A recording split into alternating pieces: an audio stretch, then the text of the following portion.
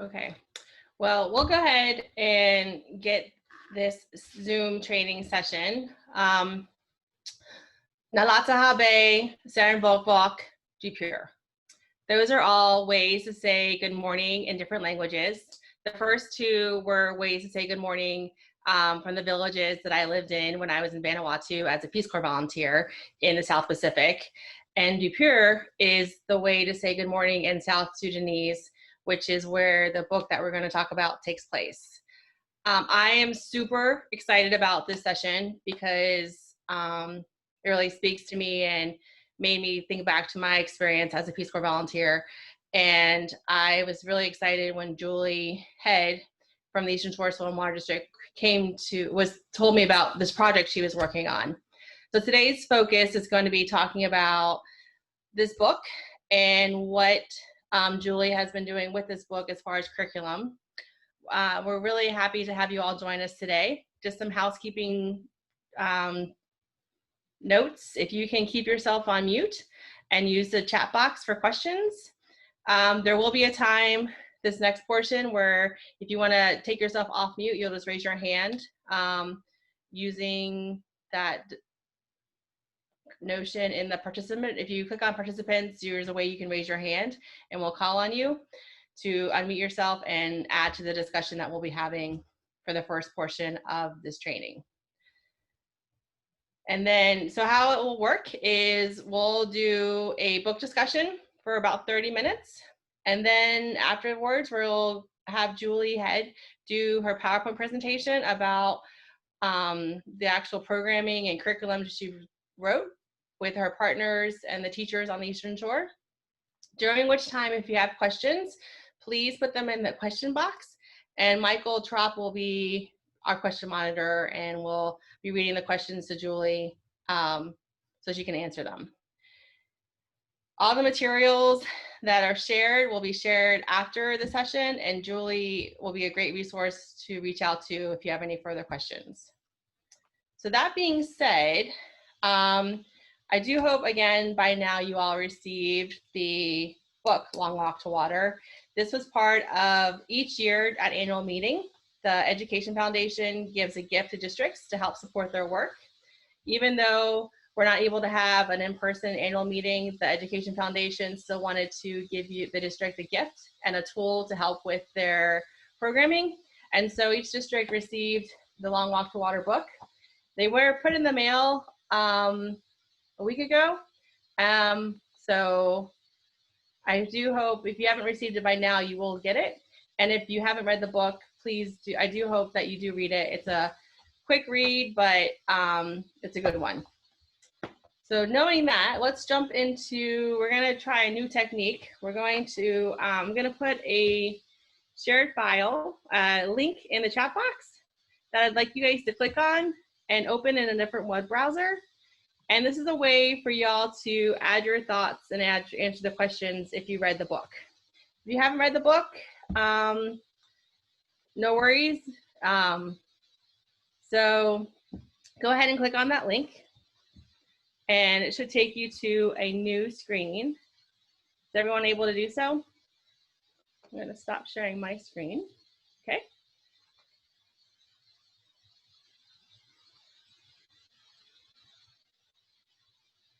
And then go ahead and take about 5 minutes to answer the questions that are in front of you, such as, before you read the book, what was your first impression of the book? If you read the book, what most impressed you about the book? What did you feel the main theme of the book was? How do you think the book ties into water conservation? Have you ever experienced a time in your life when you didn't have access to clean water? Having read the book, what are some ideas on addressing water inequality in the United States and globally? And other takeaways from the book. I'm going to.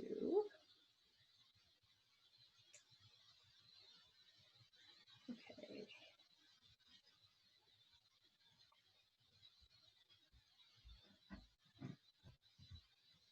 For those that just joined us, we're doing an activity in a Google Doc.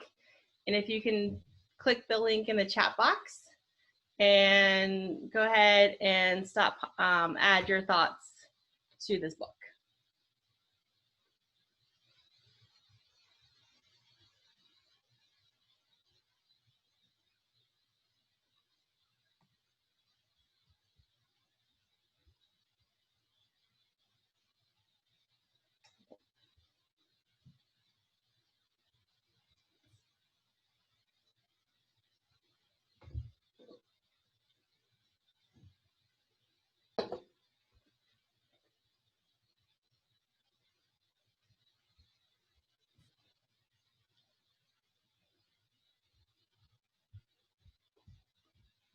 And if for some reason the Google Doc's not working and you feel more comfortable sharing in the chat box, that's fine.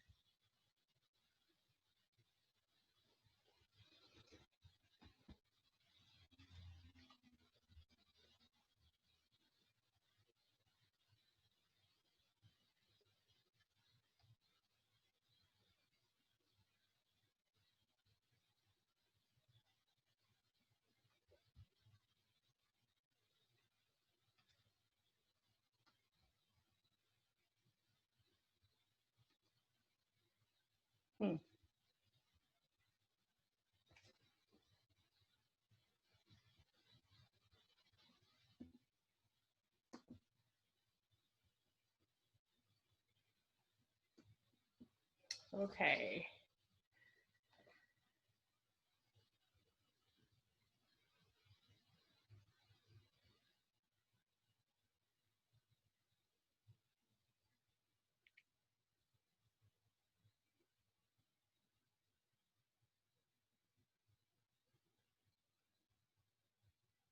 I'll give you guys another couple minutes to add your thoughts.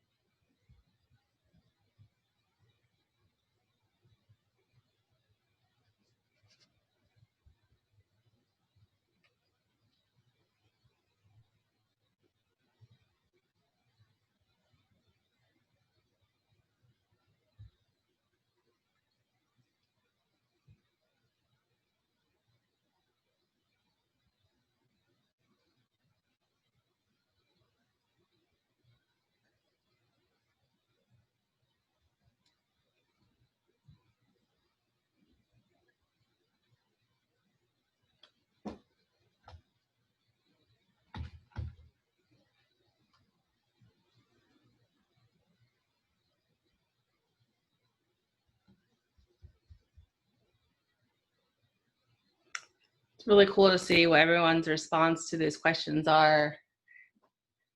And for those that, I'm glad that you've received the book and that you're looking forward to reading it.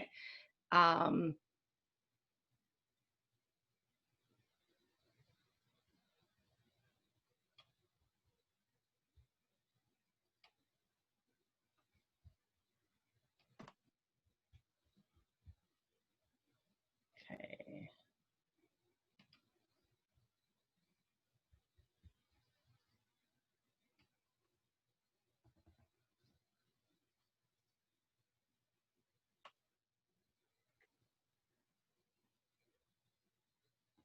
Okay. That's kind of funny. Somebody's an anonymous Kraken. Mm-hmm. Yeah, they give. I mean, I'm used to the fox, raccoon, frog, but I hadn't seen the Kraken before. Yes. Okay.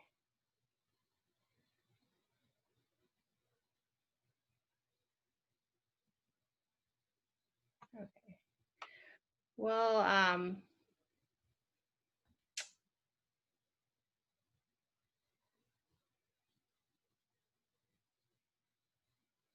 These are really cool responses. Okay, I think everyone's responded.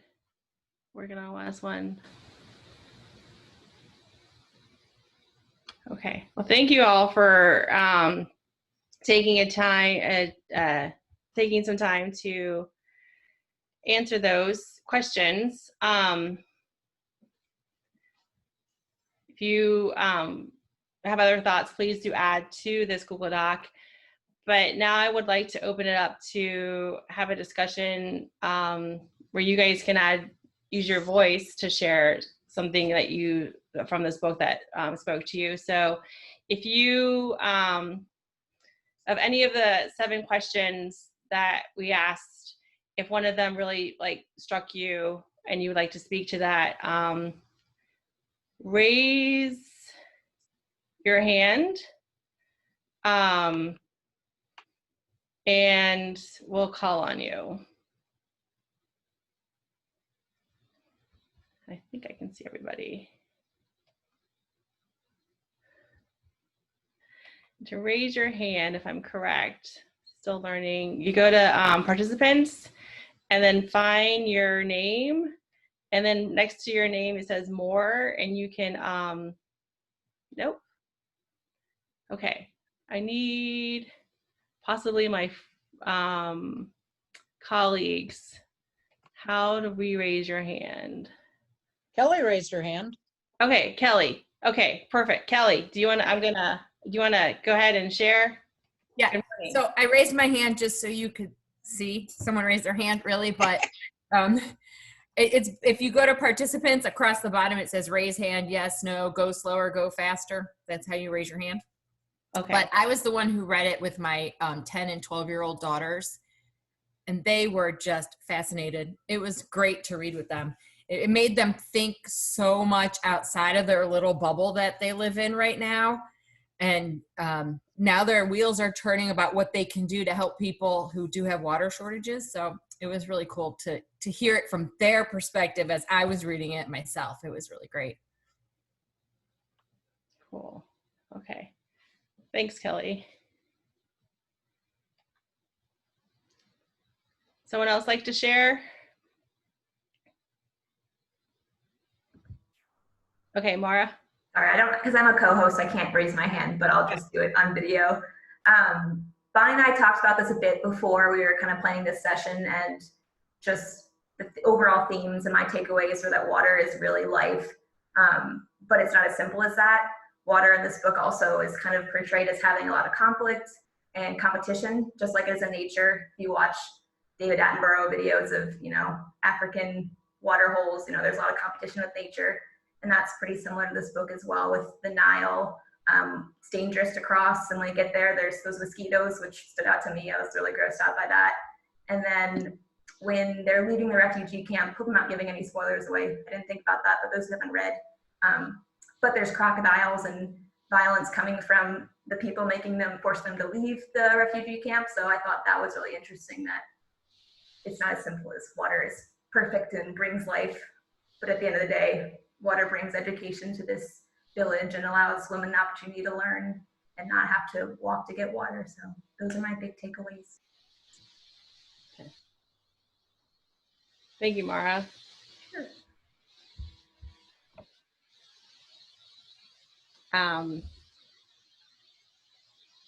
Denise, I saw you doing some clapping and some thumbs up. Did you want to speak, or were you just agreeing to what was being said? I was agreeing, and then I was trying to figure out how to put it down. I guess it just times out. Yeah. Thank you. Okay. I liked that comment in the first one about somebody saying, well, they thought it was just going to be a technical thing on bringing water, and then it wasn't. As I've looked for various books on stuff, I order them in and read them first for just that reason, because sometimes you order in this book that is supposed to be on something, and it's like, yeah, no middle schooler is ever going to read this, or high school or elementary or whatever age it's for. It's like, yeah, I don't know who wrote this book or who it's for, but this isn't happening. And this one, I got it and read it and was like, wow. Yeah. Hello, Daphne. Would you like to join the conversation and say something? No, I'm just getting started with this, so I'm listening. Okay, well, welcome. Does anyone else would like to share some of their takeaways or their thoughts from what they responded in the Google Doc or from the book? And you can just, if you want to just unmute yourself and go ahead and speak.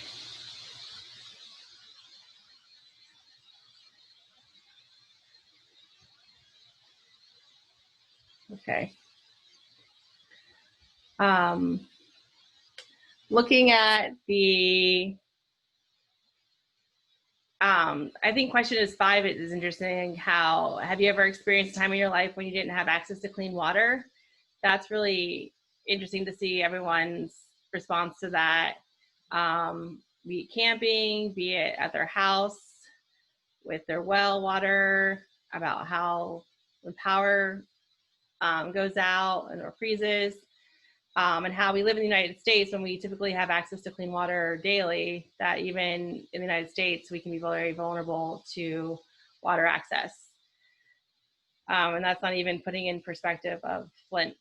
Or I just found out, Michael was telling me about a case in Texas that was having water issues too. So that here again, like in the United States, with all the resources we have, access to clean water can still be a concern. So that was interesting. Let's see, trying to see what else the responses were. Try not to give too much away for those that haven't read it, but still, let's see. Shirley, I know you've read the book. Would you like to add anything to what you thought about the book? Well, I just really enjoyed the book, and I think for the age group that you're intending it for, I think it's an awesome book, because it's kind of that in-between where they're not kids and they're not adults, and it gives them, I think it would be empowering for them. First, the, one step at a time thing, can you get to that bush? Can you get to that rock? And then having them make that whole journey, just one little step at a time. But also just having that thought in his head that he wanted to help. I guess it was, back in the desert. You always have to pay attention to things that happen in the desert or at night. And when he found the people that were in need of water, and he started to give them water, and his uncle said, no, you're too small and you're not strong enough yet. That was kind of a clue that something would happen later on. So yeah, I mean, he had that thought when he was young, and he worked with it and actually made huge changes. So I think for that age group, it's very empowering. Okay. I like that word, empower. Thanks. Thank you, Shirley. Mm-hmm. Kathleen Sullivan, do you want to talk about how your experience of living in Naples and how you didn't have access to potable water and what you did?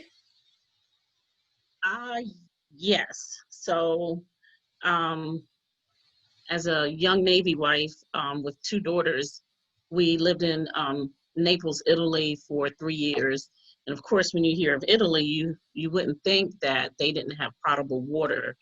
But in Naples, that was a reality, like I said, for 3 years. And we had to brush our teeth with bottled water. We had to cook with bottled water. We were told to close our mouth when we took a shower. So, going into a European country, you just wouldn't think that. We had no idea. And as Americans over there, they actually had a big tank out where we lived in Navy housing with potable water. We had to go out there and get water in jugs. And I mean, it was, you wouldn't understand appreciation of water until you don't have it. Potable water. And I think my youngest, when I got over there, was 2. She was 5 when we left, and the oldest one was 9. And that's something, they're grown now, but that's something that they still talk about. And so they appreciate water. And it is good when you're teaching, environmental education, especially teaching on water. That's one of the things that I share with the students, how precious water is, and it's limited. Especially water that we have to use, and we have to conserve it. So yeah, and unfortunately I didn't receive the book yet, but I'm sure it's there, because in Virginia Beach is our P.O. box. I live in Suffolk, so I'm teleworking and I check mail usually twice a week, but I can't wait to read it. I read some of the reviews and it seems like a good book. Okay. Thanks, Kathleen, for sharing your experience without water, and just, you think of Europe and all the luxuries. And so, I definitely. Yeah, I'd never think about it in Italy. I mean, I would just, if you went to South America or to Africa, right. Okay, but. And and actually getting sick when we first got over there, you stay in a hotel till you get housing. And so they tell you that the water isn't potable, but like when you go drink an icy, that they sell on the street. So you think, oh, I'm not thinking about that too much. But even that, I got really, really sick when I first got over there. And I couldn't figure out what is going on here. I'm using the water, I'm boiling the water, but that's what it was, just eating out and drinking a glass of water. You think, oh, has to be bottled water. No. So it just changes your mindset. It really does. I think everybody should, if they can, go overseas or somewhere just for a little while so they can appreciate what we have here in the United States, especially with our resources. One of my daughters this summer had an internship in Maine at an exotic animal rescue, and the building that they used for housing for the interns, I don't know if it had an old well or a shallow well, but apparently it had gone dry last summer too, and it did the same thing this summer, and they finally decided to drill a new well. But for about 3 weeks, my one daughter had to haul all their water for flushing the toilet and everything, and it gets really old really fast.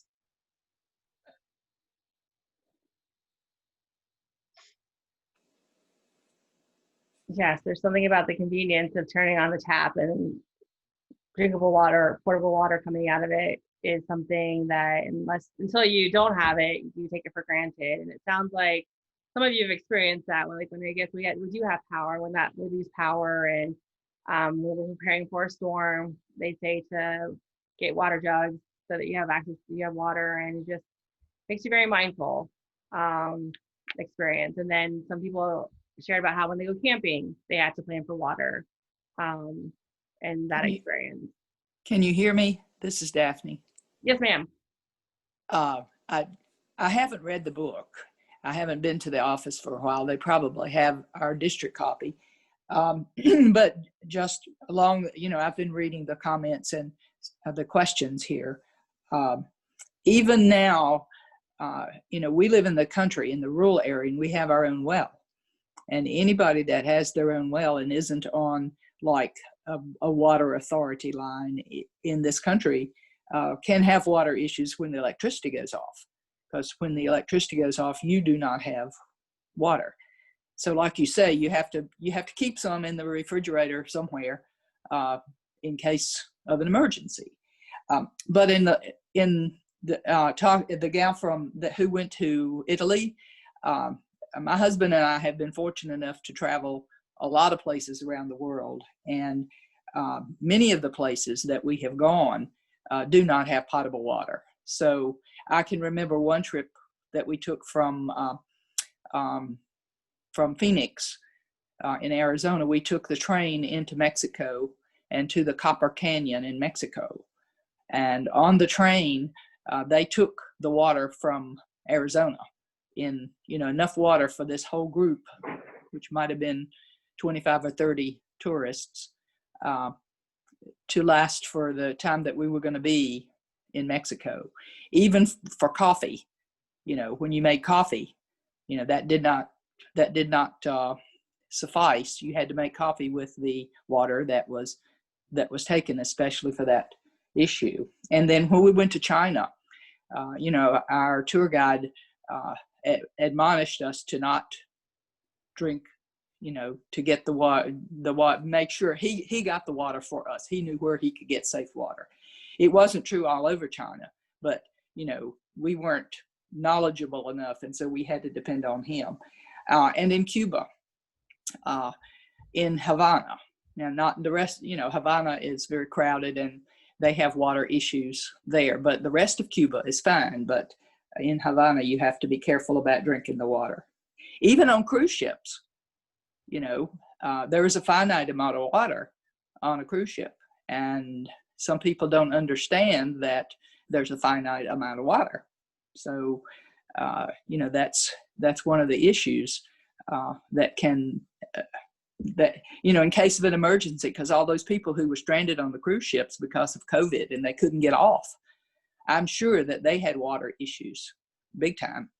So it can happen even in the developed world to have water issues. Mm-hmm. Thank you, Daphne, for sharing your experiences. Tim Miller, your hand is raised. Would you like to unmute yourself and add your thoughts? Sure. I'm in a holler today, so I'm not going to do a video. Who knows? It's a little shaky here. But no, along the same lines, yeah, a lot of the students I work with, it'd be great for them to realize that not everybody in the world lives like they do. And just to see that other side. And I guess the dates of the book, I guess for them, seems like ancient history. To me, it seems like yesterday, right? But yeah, just to see that. And I worked a lot with teaching the UN Sustainable Development Goals, and it kind of ties right in with that kind of thing. But not just the world. I feel like a lot of folks in the U.S. don't live like we do in parts of Botetourt County, and a lot of parts of Botetourt County doesn't live like we do. I mean, there's even discrepancy within the county, like folks who have public water versus folks who have private wells. Even extending, like, how do we know that our private wells are clean? And to go into the well testing services that Tech does and that kind of thing, and whose responsibility is that to make sure that water is not available, at least clean. So in the case of the well, it's you, the homeowner. So yeah, it just opens up lots of doors. I actually read this with my daughter several weeks ago before we got the book, and she really enjoyed it. She's 12. Yeah, and lots of questions for her, like, what it's like a whole world that we don't really know about or think about as much as we should. It brings up lots of equity issues and justice issues as well. So I enjoyed it. Okay. Great. Thanks, Tim. Yeah, there are a lot of themes in this book that not only occur in the United States, but occur globally, and like that that are mentioned that are occurring in Sudan, that if you dig deep, and just from our conversations that we're having now, a lot of us have experienced where we haven't had access to clean water, and we live in the United States, which is a developed country. So I really appreciate what you've added. I see in the chat box, Allison, do you want to unmute yourself and just talk about this book and how you live next to a landfill? Sure. I don't know if you can see it. It's a pretty book. I knew the illustrator, or knew of him, and so yes, it's for younger readers, but also set in Africa. And so yeah, just there's water issues anywhere you want to look, I think, when you get mindful about it. So I'm thankful to be able to serve on the Piedmont Soil and Water District as a director from Amelia. But even, you know, in my conversations with our courthouse, it's funny how disconnected it can feel. But yet when they have to clean their water tower, I'm like, well, why don't you use money from the landfill revenue to clean your water tower? Because I understand it's important, you know, so it just, it's not important until it's your turn, you know, to have to go without. So just for all kids to understand, my son, who's 12, even made fun of me yesterday because I left the water on warm for him to wash his hands when we got home because I was standing right there drying mine. He's like, Mom, you left the water on. You know, I'm like, yes, I did for you, but thank you for caring. So it's a good lesson to teach young because then they carry it with them and they're little sponges. So that's a good thing. Right. Thanks for Just a comment on that book. I'd ordered that book in too, and I'm going to put together stuff for younger students. I ordered in that one, and there's another one about Bella's long walk to water, but I liked the Water Princess better. Good deal. Good deal. And yeah, just to have, when the landfill came, they put in deep wells to all abutting property owners, but the waste management company did, but they've never revisited. So I'm always on them about that. Just, I had a test done, you know, at a lab. I'm not looking for E. coli. I want to know like other stuff. And I don't know that we even know what to look for yet out of what could come of the plastics and the things we all put together there. But I was thankful. There's a place called the Center for Health, the Environment, and Justice, and they were helpful in sharing a scientist with me to look at it so that I could hopefully understand a little bit better or see if there were red flags. So yeah, it can be a lot for a regular old citizen to figure out. Thank you. Thank you, Allison. Siobhan, you also put some comments in the chat box. Do you want to speak to those? Well, just briefly saying about everyone's comments earlier and being surprised about Europe. I mean, I think for one thing, it's just the old infrastructure of what is in many of these cities in Europe that were built long before, you know, anything in the United States was even made. So a lot of water traveling through all these old places. But my folks being from Poland and Ireland, I have cousins that really are everywhere, sprinkled kind of throughout Europe and in Canada.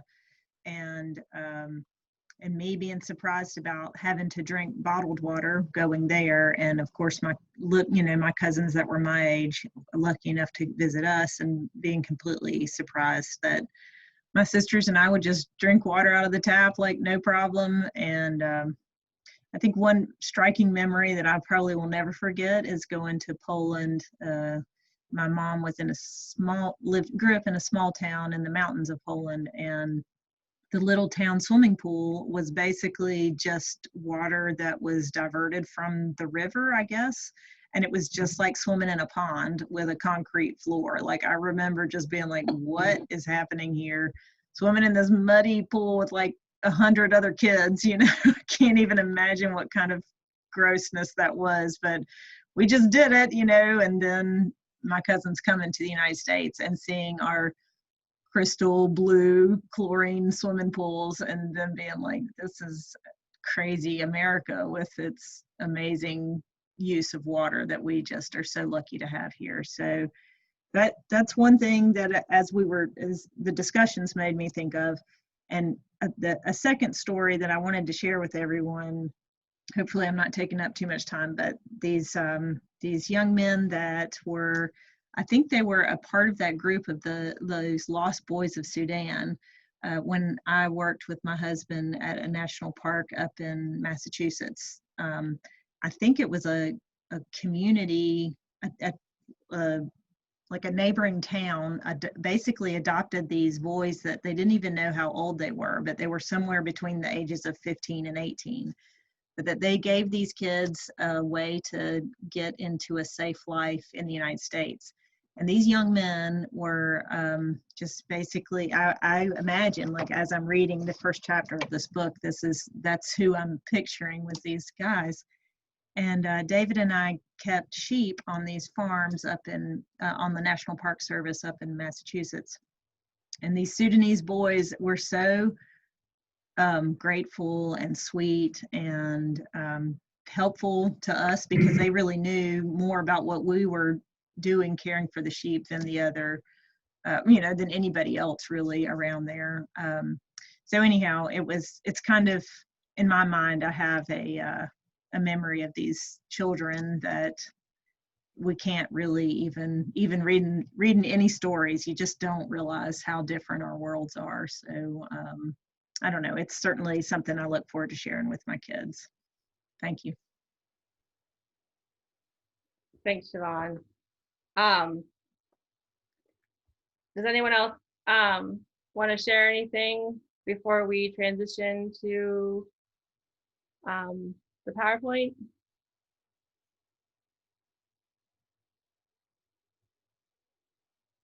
Well, thank you all who shared, either by putting your thoughts on the Google Doc or by sharing your story with the group with your voice. I think we all have something. I really enjoyed this discussion. It's really good to hear from everyone. And I feel, being that we work in water, soil and water conservation, we all have a water story. We all have some example of how water influenced our life, or there's a time we didn't have water. And I feel like that's a really common theme to really hold on to, that is a driving force to why we do what we do. And like, you don't have to live in a developing country to have a water story. You can live in the United States to have a water story, but we all have some water story that has made some kind of impression on us that we're able to reflect on it today. So as you hear what Julie is about to share with the PowerPoint, and if you yourself decide to use this book for education purposes, use your story, use your experiences, because I feel when you yourself can talk about a time in your life when you had not a good access to potable water, you're bringing your truth and you're bringing something that people can relate to. So that being said, for those of you who haven't read the book, please, I'm excited for you guys to read the book. And if we want to, in a couple of months, revisit and have another book discussion, let me know. We can perfectly do that via Zoom. And on that note, I will turn it over to Julie Head, who is the Eastern Shore Education Director, and is using this book with schools. So Julie, are you ready to take it away? Sure. Okay. Sure. Let me stop sharing my screen.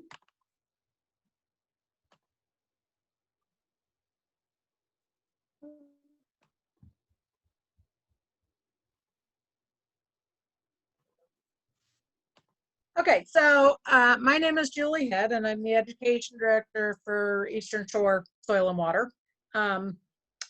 My background most recently is teaching. I'm credentialed in both math and science, but I absolutely love this job. But before that, we moved from California, and I grew up in California, and water is just really important to me, because in the future, particularly in the West, the issues aren't going to be over oil, they're going to be over water. I mean, we've got South Africa that already has some huge cities where they've had to truck in water because they didn't have any. And if you look at California, and there's some pretty good books on what's happened with water in California, you know, you have Los Angeles that totally decimated the Owens Valley by going in and buying the land and basically stealing all their water and sending it to LA. It used to be an ag area, and now it's not. And you look at the issues with the Colorado River, same thing. So water's, when you grow up in California, water, and you're farming, water is always an issue.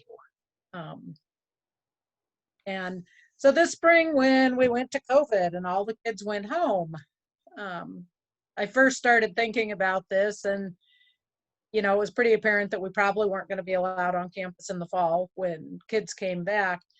So I started going out looking for conservation literature, and a lot of it is very dry, very straightforward, very factual, but I was looking for something that would engage kids.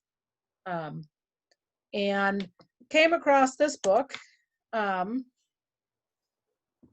But why I started doing this is teachers are under a huge amount of pressure to, let me minimize that. They're under a huge amount of pressure right now to focus on reading and math. And I was at some PDs this weekend, and Ann Peterson was there, and she's heads up the Department of Education Science part. And she was telling me that they actually have some school districts now where teachers have been told that they are to teach nothing but reading and math, which granted, if you've just got your kids a couple days a week, I mean, those are fundamentally the most important, but we still need to do some stuff around that. So that was one of the reasons. I was also looking to make our message bigger than just science. For those who taught, there's always a big push on doing cross-curricular programs or things that go across math, science, reading, history. So this program, when we got it finished, gives that teachers a wraparound program, which is probably a better term for non-teachers. As teachers, it's a cross-curricular, which just means that it goes across reading, math, PE, history, whatever.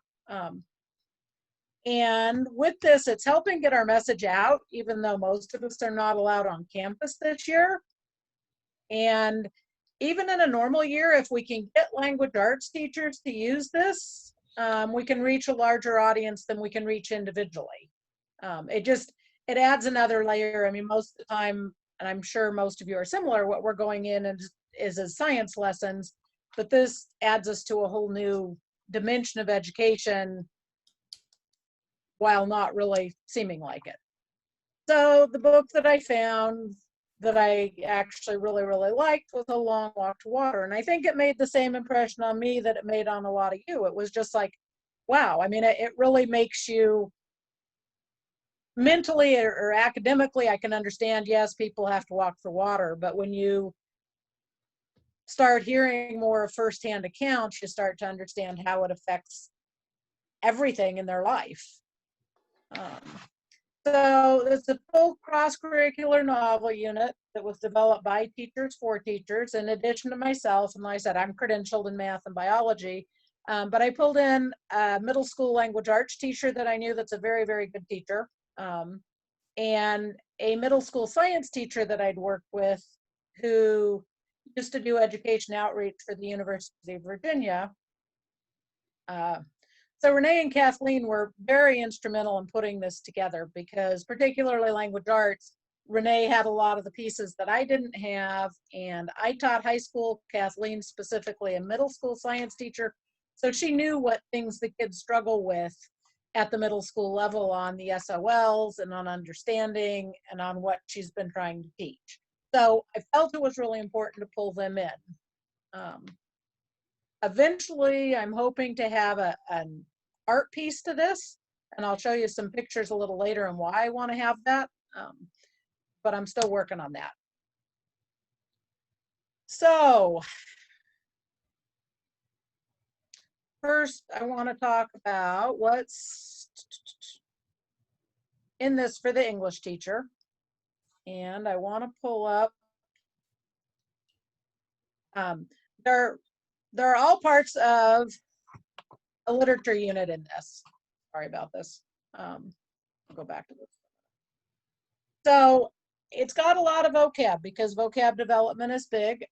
This one has the advantage of not only is there some English, just regular English words, but some of it's what they call content area specific, meaning it has to do with history or with science. There are questions, and I'm gonna show you a sample of all this in a minute. There are discussion questions for the teachers. There are journal prompts if they want their kids to write. And the unit as a whole, there are pre-reading activities. There's character perspective and changes, plot, SOL writing prompts.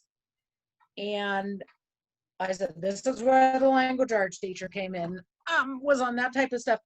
And particularly, she knew of this site called commonlit.org that does paired text, which just means it may be poetry, it may be fiction, it may be, it's some other type of, some other article, some other thing that the kids can read that goes with whatever that particular theme is.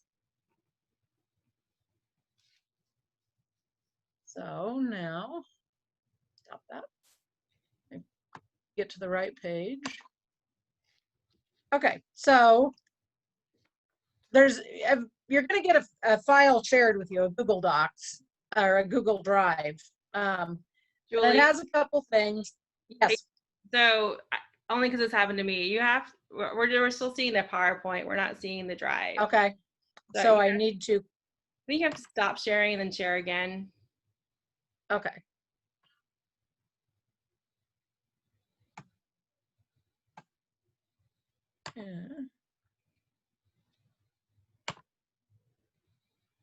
And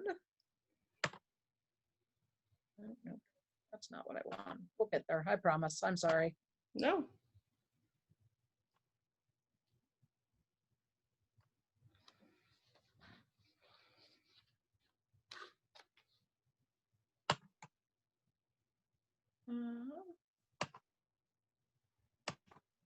Okay, how about now? Yes. Okay. So this first part, I didn't put it all in one document. One, I'm not quite that talented. And two, it was getting really long. But this first part, there's a table of contents, and I'm just going to show you one of the chapters because you really don't need to see them all. They all have a similar format. But when you open this up, there's some information for the teacher, which is a description of the story. And if you look in the middle, there's the Water for South Sudan Foundation, and that's the organization that Salva Dut founded, who was the lost boy. And that second link is a 12-minute video from 60 Minutes that was done on the Lost Boys. And I put this one in here specifically because it's a pretty funny video showing these boys with, you know, like the first time somebody turns on a light switch and turning on the water and flushing a toilet, because this is a whole new world for them. They never had any of this. And so it's a really good video done at a level that middle schoolers would get a kick out of, because I said, it just shows them getting so excited. And then it's got some of the other stuff, the links to Common Lit. Pre-reading activities, and Liza, you'll be able to go through it, but this is where we really put stuff together. So we're going to do chapter 1. It has words there that the middle school teachers picked as being something that was appropriate. Some of them because they're what they called multi-meaning words, like dress. You know, most of it, for most kids, unless they're hunters, they think about getting up and putting clothes on. So they chose words like that because in the book it's used to clean and dress the animal, meaning, you know, to clean it and get it ready for cooking. The definitions are there because even as a math teacher, it was annoying if we were all trying to teach the same thing and we weren't working off the same definitions. So this way, even if you have multiple teachers teaching it, depending on how your school setup is, that's there, you know, what part of speech, sentence that it's used in. And then we had these question, predict, evaluate, and mostly these are the questions that either in a virtual setting that the teacher is probably going to put into Canvas or a Google Doc or whatever format their district is using, and kids can answer. What's in red is the actual answers to the questions that we came up with. And mostly these are just things, you know, some of them are making it wonder, but some of them is basic stuff, you know, what caused the rebels to fight the government, forcing the kids to kind of analyze what they read a little bit. Answers are provided because if I'm a teacher and I read this book 2 weeks ago and I want to assign it, I might not remember exactly what's in chapter 1 or exactly what the answer to the question is. It doesn't mean they can't come up with their own answers or accept other things, but we were trying to make it as easy as possible for the teachers. And then we have discussion questions, which are a little bit more in depth and would require some thought, which same thing. It's not that a teacher's going to use all these parts, but it gives them different options for what they want to do. You know, depending on the level of your kids, you may do it one chapter at a time. Or if you've got advanced kids, you may do 4 or 5 chapters at a time. And then writing is a big thing. Most administrators, kids are supposed to be keeping journals, so tried to do 2 to 3 journal prompts with each chapter that either a teacher can assign one or she can put them all up and, you know, tell the kids to pick one to write on. They could use them for essays, they could use them for turn-in assignments. Kind of a lot of different things that they could go on. And then either every chapter or every couple of chapters, depending on the number of vocab words, there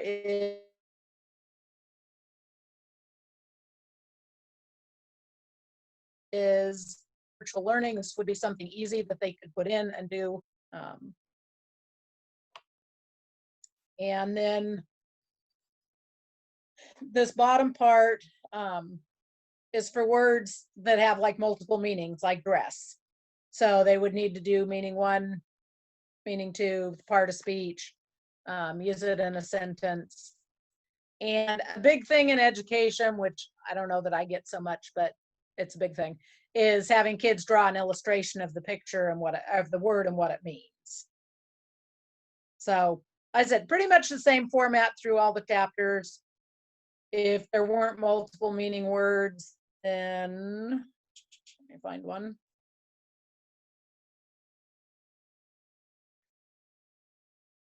Because there are some. If there weren't multiple meaning words, then they were supposed to be picking a word and using it in sentences.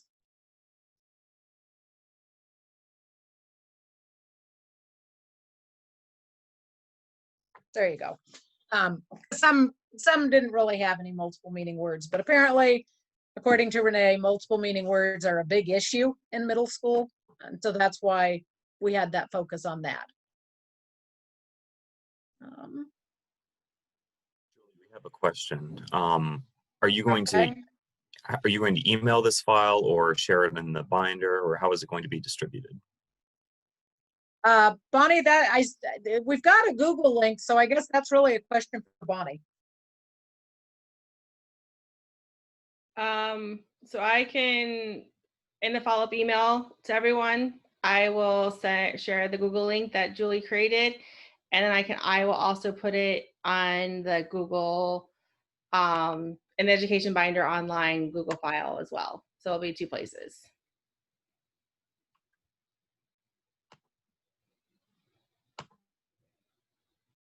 Okay, so that's the English portion. What's in it for the other subjects? There are 4 fully developed lessons with an emphasis on data analysis. Kids struggle to read graphs correctly and to compare graphs, and content-specific vocabulary, science, geography, critical thinking. There's some math, there's some history. And Kathleen developed these, and she just did an absolutely incredible job. I mean, I knew she'd do a good job, but when she sent me these, I was just honestly kind of blown away as a teacher. A lot of these I could have even used at the high school level, maybe with some of my, you know, my struggling kids or my lower end kids, because it would have been still a really good resource. So she did one on biomes, which combines science and geography, because it covers the areas that Salva travels in his attempts to get to a safe refugee camp, and then when he gets kicked out of the first one, to a second one. There is one on science and critical thinking that involves the guinea worm, which has a very appropriate growth factor, particularly for middle school. There's one that's data analysis, critical thinking, math, and graphs, because graphs in particular cross over between science and math, about where is the water. And it looks at water availability around the world. And the 4th one was looking at history, which was data analysis, history, graphs, and some writing. And I will pull those up and we'll take a look at some of those.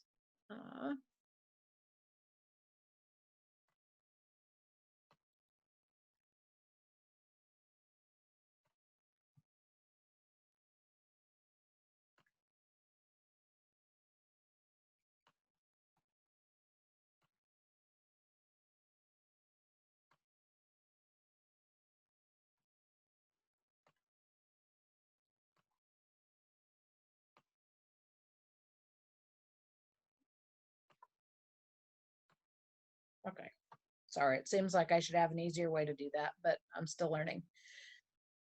So some of this she already has online. A lot of it requires kids to go out and find information, which is another skill that they're supposed to have. And she has 2 versions, one without the answers that the teachers can send out to the kids, and one with answers. Same thing, it's always good when you're doing something like this to provide an answer key. Some teachers may choose to make their own, but if they're busy and don't get to it, then they've got one. And so we've got maps, which gets into the geography, different information on what these various biomes are and what you would be able to find there. And then biome Salva traveled through during his journey, which I really like these because it makes the kids it helps them understand some of the difficulties Salva faced, because he winds up traveling hundreds of miles. And he's coming from the desert, and he winds up landing in upstate New York, which, you know, we've got snow, we've got cold, we've got things they've never seen. So it was kind of neat, and she really does a good job of pulling it back. Given what you have learned about these 2 biomes, why is Salva so shocked when he gets off the plane in New York? And then we get into data analysis with graphs. And like I said, that is something, even as a high school teacher, kids struggle with. And she just did a fantastic job of finding graphs in all.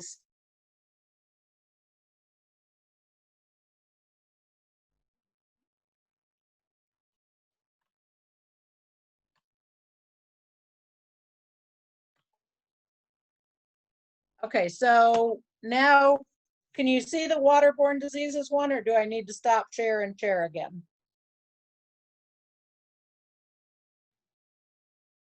We can see that. Okay.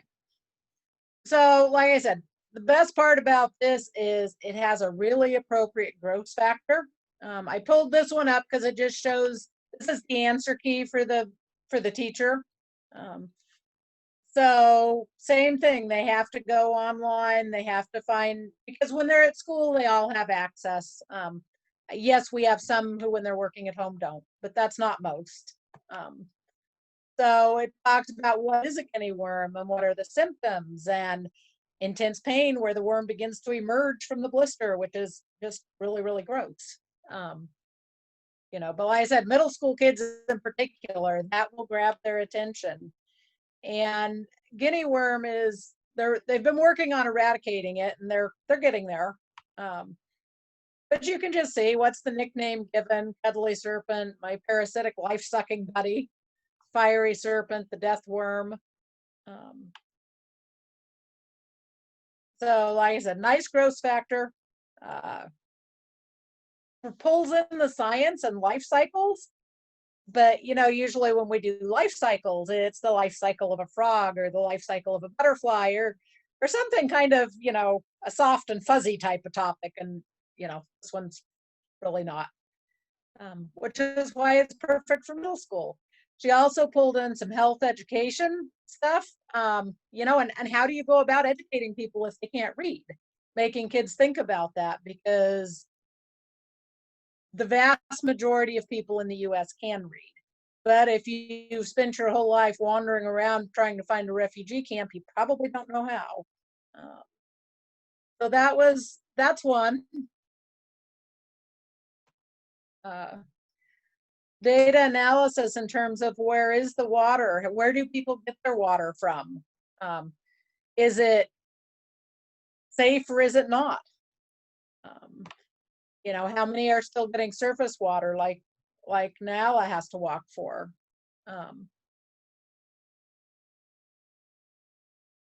And this one, she's got some math in because it talks, and there's some math in another part that I'm going to show you in a minute in terms of what's in it for us. But she actually graphed out, you know, where she is and where the pond is and how far she has to walk. So there's even some map reading in here, which is another skill that they tend to struggle with. So like I said, she really just kind of blew me away. And then this one I thought was neat because depending on where you are in the state, it's going to be radically different. But it's going to Google Maps and typing in your home address and then figuring out where the closest freshwater source is. Now, for some of you, it may be a stream that's 100 feet away. If you're here on the Eastern Shore, we don't have much fresh water. I mean, about the best you're going to do is a farm irrigation pond, which they tend to be really, really disgusting dirty wise, especially in the summer because you've got that thick layer of green algae that we call frog spit that you'd have to try to spread to even get to the water. And so it helps the kids personalize it. You know, where would you find it? Which is going to be different depending on where you are in the state. And that's not even as it drinkable, but just flat where could you get fresh water from? And she lists references for everything she does there. And this is the one that ties in some history. It compares Sudan and the US. If you're a teacher at middle school, high school level, the South Sudan is a pie graph. The US population is a bar graph, which is just going to blow some kids' minds because they can't just look at it and compare. They're going to have to read two different types of graphs and interpret them to make those comparisons. But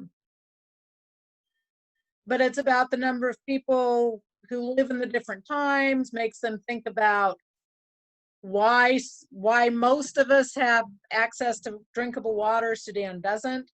Breaks things down by age groups, which is kind of interesting. Breaks it down with age groups for the US. So same thing, just a lot of history in here. You know, how have things changed over time?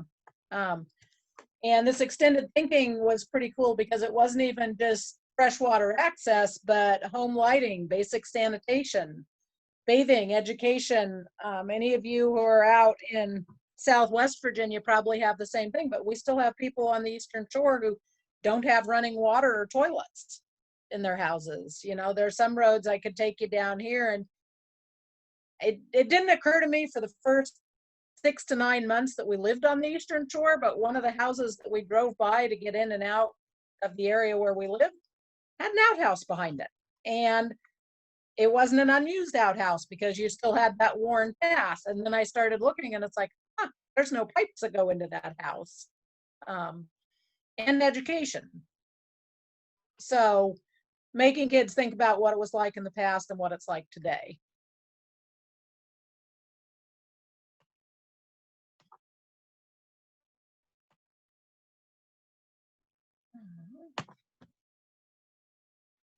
So that's where the cross-curricular comes in, or the wraparound.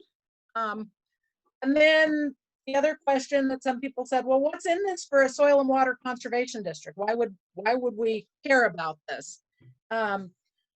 Basic water knowledge. And I think, as most of you realize, once you read the book, it's like, wow, that for some people, it's really a struggle. But I also put some stuff in specifically into the lesson plans. There's a daily water use analysis that I encourage teachers to have the kids do before they read the book.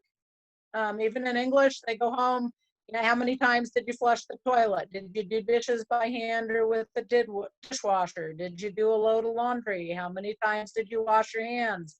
Did you take a shower or a bath? And I'll show you that page in a minute. We have, there are some pages when they get done, that same thing, bring in distance, weight, usage, time, to help kids connect it to their life. How many hours a day do they spend in school versus how many does she spend walking for water? And then there's another piece in here about changing our habits. Hopefully trying to get kids to think about, gee, maybe I should turn off the water when I brush my teeth. Maybe I should turn off the water, you know, wet my hands, turn it off, get my soap, wash them, and then turn it back on.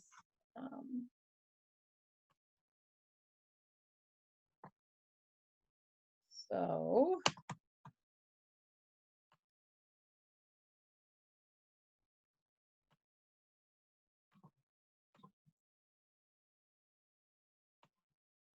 show you those things that are specific that kind of play into the message that we're trying to get out. Okay, so the first one was this water use analysis. Okay, and so kids, I wanted kids to take this home. If you take a shower, keep track of how many minutes. You take a bath.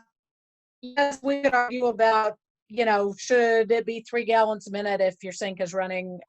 I just took a couple websites, took the general consensus. It's for what we're doing, it's going to get the point across. Okay.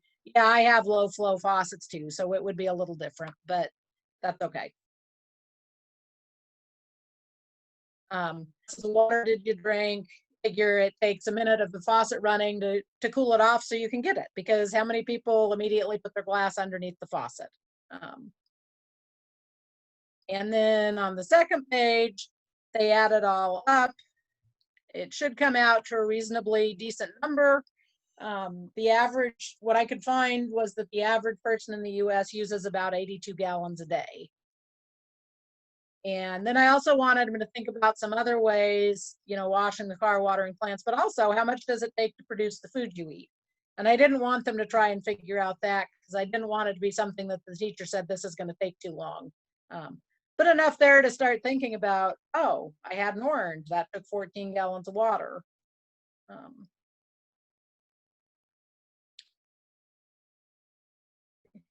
The other thing that a teacher would hopefully assign is, it's just this real quick water knowledge pre-assessment. You turn on the water and water flows out. Where's it come from?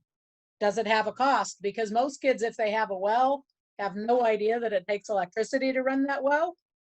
If they live in town, their parents may complain about the water bill, so they might know that it has a cost. You know, when you flush the toilet, where's it go?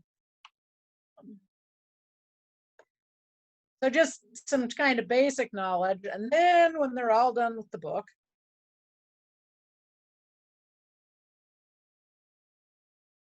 oops, there are these reflections pages. Same thing, teachers could assign them online. They could print them out and send them home with their kids in the off days. You know, this could even be done with kids that are totally virtual if they wanted. So how many, you know, how much of her time does she spend walking to or from the water hole? How many hours a week is this? And then kind of comparing to that to standard work weeks or in a normal school year, which are some really good skills, because kids have to figure out how to go from 6 hours and 42 minutes, you know, to how many hours and minutes they spend in school, which that'll be a challenge for them. And then questions, you know, we've got distance, which kind of ties into that other one. How far is she walking? How long does it take? Think about two things that are about 5 miles apart. What are they? Do you think you could walk there and back every day, twice a day? Why or why not?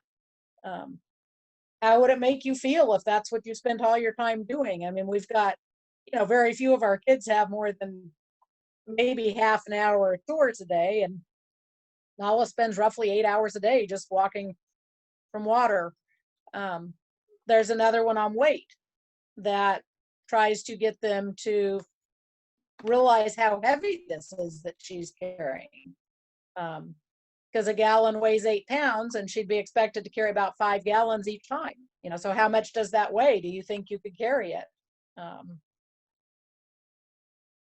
And then just some basic math questions, converting from how many pounds Naya carries to how many tons, and comparing that to elephants and cars.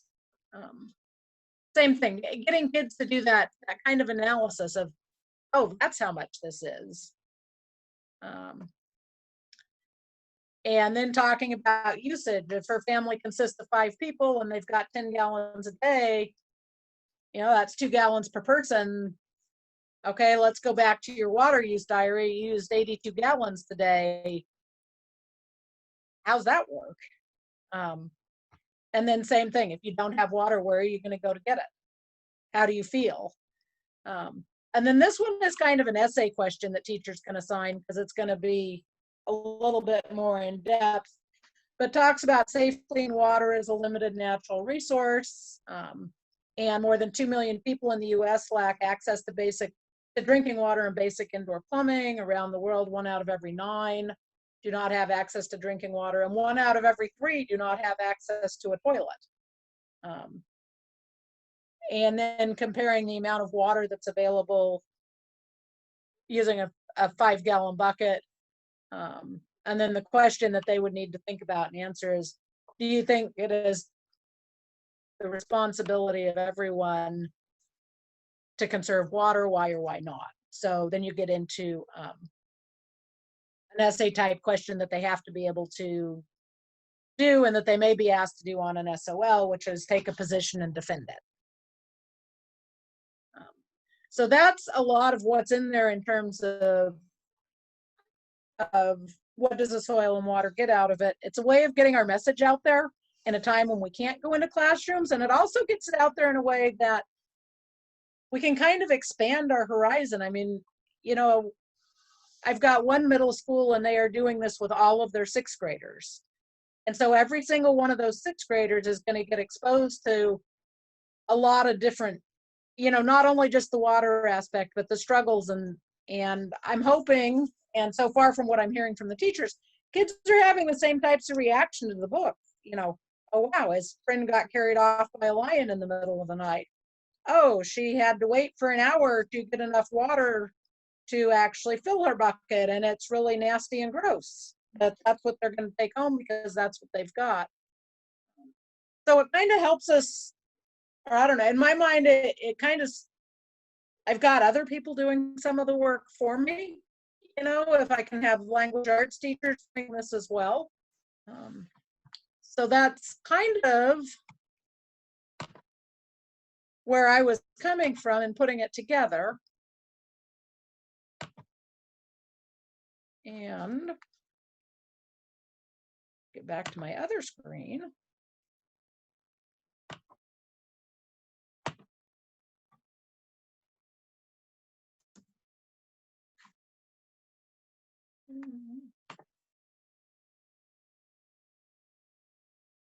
So we developed the curriculum, and the goal was that it was free of charge. Teachers have to pay enough extra. I don't know. I used to spend a couple $100 every year at least on teachers pay teachers. So I just wanted it to be something that they had and was ready to go. I have classroom sets of books that are available for teachers to borrow that I deliver to them, and then I will pick them up when they're all done. I have met with some teachers. You know, I've got one that he was not involved in the development. He's a brand new teacher, you know, and I kind of walked him through what it was and how to use it. I'm starting a book club for a homeschool group next Tuesday, where we're going to meet once a week and do some other water activities with it, where I'm actually going to, you know, take some water here, see if you can carry this 5-gallon bucket. Can you, you know, and set a line. Can you carry it from there and back? Do you think you could carry it, you know, 4 miles? And then I'm sending out the book and curriculum to each of the, I don't have science specialists in my counties, like most rural school districts. So in one county, there's a person that does the middle and high school stuff, and in the other county, it's just the assistant superintendent. I'm gonna print it all out and put it in one book. And I would also hope, our library sometimes does some adult book clubs. And I was talking to them yesterday about maybe this could be one of the books that we do. And when COVID's over and it eventually opens up, I would love to do with the regional jail reentry program, which I was supposed to start working with, and then we went to COVID and they couldn't let me in. So those are just some of the other ideas that I have on it. And in terms of the art, the original publication of this book had some amazing artwork with it.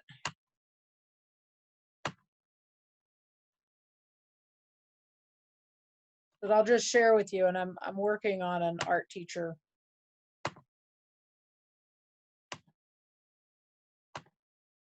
to develop the lessons, because art really isn't my thing. But this was the original cover. of the story. And then these were pictures that were in it. And I just found that, I mean, it's not Picasso, it's not Salvador Dali, but I found the art really engaging because I thought it did a really good job of depicting some of the things that were going on in the story.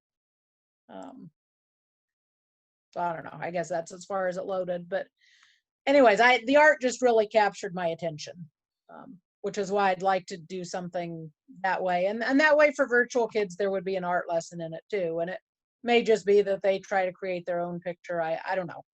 I said, I'm not an art teacher for good reason. I'm not an art teacher. It was bad enough when I had to draw in math. So that's what we spent this summer doing. Really enjoyed working with the teachers. We had a really good time putting it together. They had a really good time putting it together.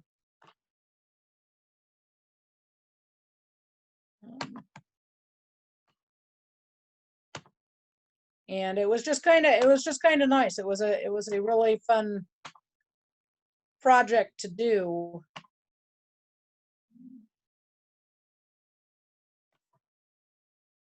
And I think that, yeah. And then my templates came from a place called freepowerpointtemplates.com, which has some really cool stuff in there.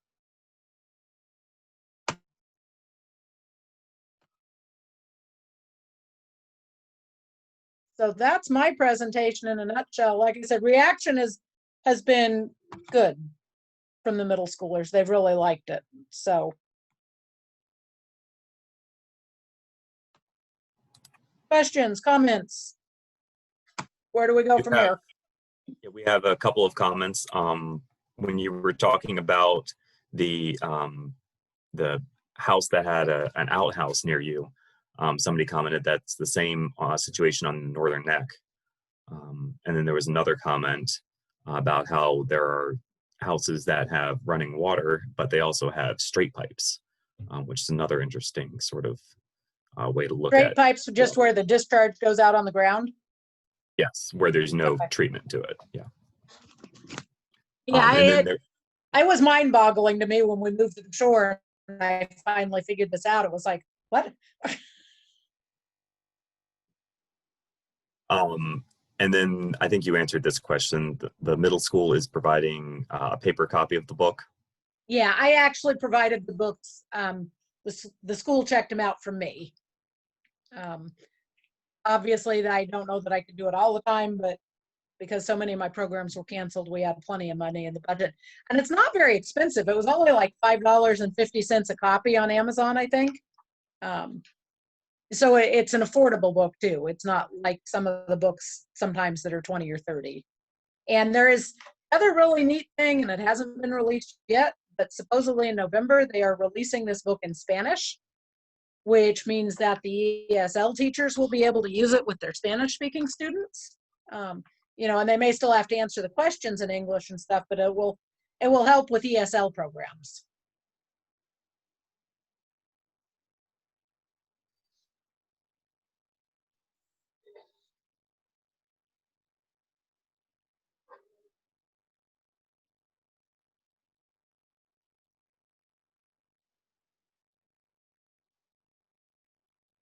I would love to see some of these schools get involved, you know, whether it's, you know, pennies at lunchtime or whatever, because it really doesn't cost him that much to drill a well over there. So I'm kind of curious to see if I don't have some kids come up with the same idea on the Eastern Shore. I don't know, it might even be a fun project to figure out how to do as a state soil and water. You know, how could we raise funds to do that? May also be a good action project for MeWe. Yep. And you know, some of the water things you could do, especially in this era of no field trips, this could, I think a person could push this and call it a MeWe, because no, it's not the going out and sign netting, but it's definitely an interaction with water. And thinking about it, and where do we go from here? This is Daphne. There have been TMDL projects through DEQ that our Soil and Water Conservation District has participated in. We haven't had any that included straight pipes and those kinds of things. You know, now I guess it would include one because we're just finishing a septic grant which repaired septics. But there are still a lot, not just in the Eastern Shore, but even here, there are straight pipes, and there are more frequently gray water, which they have a septic for their sewage from the toilet, but they do not have a place for their wash water and dishwater. It just goes out onto the ground. And that's also can be a big polluter. Yeah.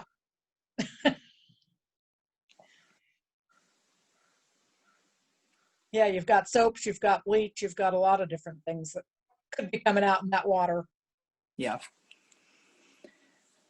And potentially you have bacteria in sewage too, because you wash clothes. You know, people have babies, they have diapers. Some people wash diapers. We farm. I mean, you know, sometimes my clothes aren't very clean when they go in that washer. Right. But I haven't heard that. I mean, have other areas of the state had these TMDL projects that would work on the wastewater? I haven't heard of one here. But okay. Maybe it's just exclusive to the mountains. Yeah, I think there's somebody else that says yes. So, you know, they do come up every now and then with DEQ. And we've had good experience with it. yeah, I can see a number of action project takeaways, even if it wasn't, you know, fundraising. I've got one middle school that I think their action project is going to be some type of a school-wide campaign on conserving water, you know, and the fact that access isn't equitable. You know, it could even just be letters to the newspaper. There's a lot of easy things that could be done, even in an, you know, where kids can't take field trips.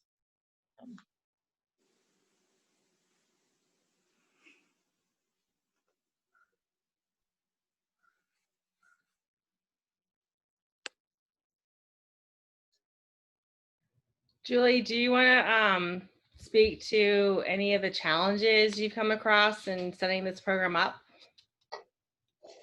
You mean in terms of getting it out, or?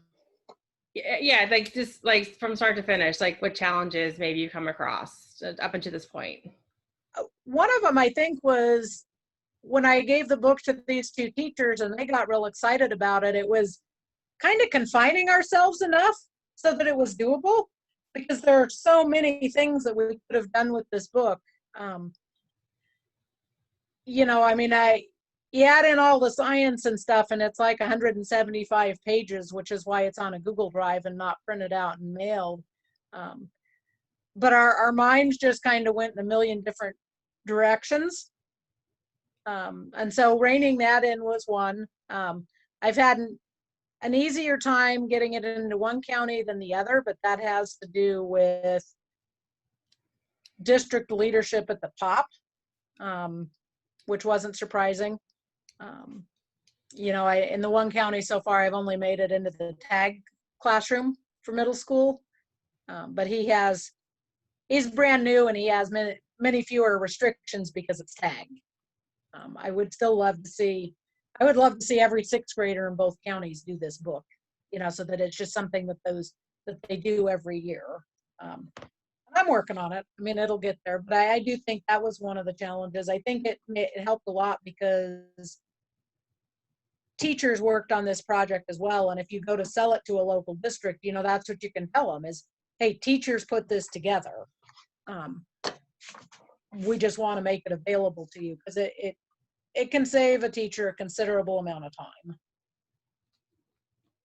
And if, by all means, if you have any questions or whatever, you know, email Bonnie, email me. And like I said, that Water Princess is a neat book. I do have that one, and I'm going to work on that one next. And then I'm looking for a good book on soil conservation, but I gotta tell you, so far, all of those are really, really dry.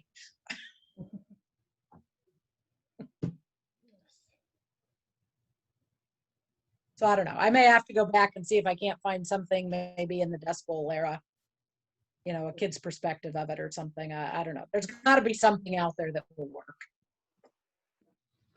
Right. Yeah, I said one of the park rangers yesterday when we were talking about it, he said, well, you just need to write your own book. I just don't know that I'm that good of a writer. I'm a really good reader. I love reading, but. Yeah.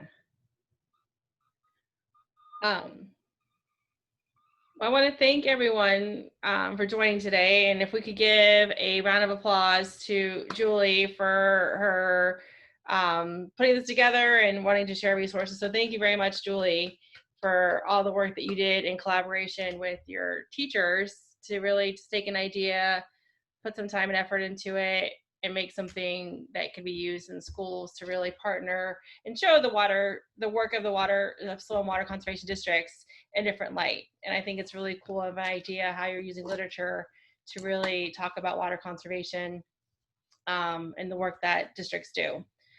In closing, I think this has been a really cool training session, and I really appreciate everyone sharing their water story, because we all have a water story. We work in the water, soil and water conservation district field, and when you're doing your programming, use your story to help teach. And if you come across a book that you want to incorporate, try it. As Julie can show from example, she was able to work with 2 teachers on the shore to use this book to help promote water conservation as well as language, math, and science. And that an idea, it's got to start somewhere. You never know where an idea will take you, and definitely appreciate everything that you've done, Julie. So thank you, and thank you again everyone who joined us today. And for those of you who haven't read the book, and if you guys feel that maybe come January when we're inside more and you guys want to do like a Long Walk to Water 2.0 discussion, let me know and we can set that up. In the meantime, we'll be sending out everything that Julie shared today in an email. And please do reach out to Julie if you yourself want to replicate what's being done with this program, because I think it's one that can be replicated in other parts of Virginia. So again, Julie, thank you for all the work. Yeah, and the other thing I should mention is in one of the new reading books, there is a very, very brief excerpt from A Long Walk to Water, one of the, reading text. And because my language arts teacher was like, hey, there's a little piece of there in there. And now it has to do with struggle and it misses the overall water picture, but teachers may recognize it as, yeah, this is a state approved, district approved level book, which I think will help, because it just, they don't have to go to the hassle of, okay, is this approved for my grade level? Is this, it's like, well, look, we're already reading a piece of it. Okay, that's helpful to know. And then Kelly put in the chat, there's a Dear American book series that has a Dust Bowl story. Kelly, maybe if you... I'll look that up. Yeah, or Kelly, if you have a link that you can share, you want to email out to the education listserv, that would be helpful. Yeah. Again, thank you everyone for a really cool discussion. I feel like we got to travel the world through a book, which is always something that excites me. And at the same time, talk about water conservation, which is what we work towards. And yeah, so thank you again, Julie. Thank you everyone who attended. Thank you, Thank Michael, you for coming. For questions. Thanks, Mara, for recording. And thanks, Kevin, for being Zoom production behind the scenes. And on that note, I guess keep well, everyone, and we'll see you sometime in a future Zoom training. And in the meantime, appreciate the water you have, keep well, and we will talk to you soon.